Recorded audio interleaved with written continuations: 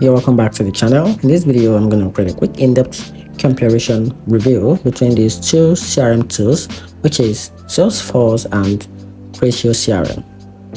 Though both are powerful CRM platforms, but they serve slightly different types of business and need.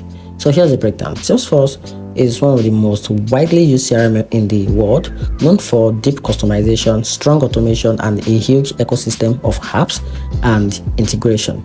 It works for small teams all the way up to large enterprise.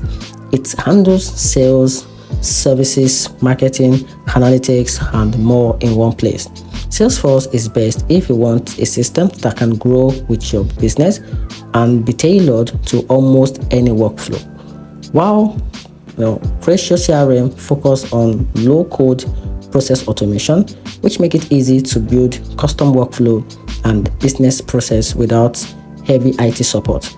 It blends CRM with business process management, which is BPM, so teams can automate sales, marketing, and sales tasks smoothly. Creatio can be simpler and more flexible for teams that need or want workflow automation quickly, but it doesn't have a large app marketplace or global ecosystem as Salesforce.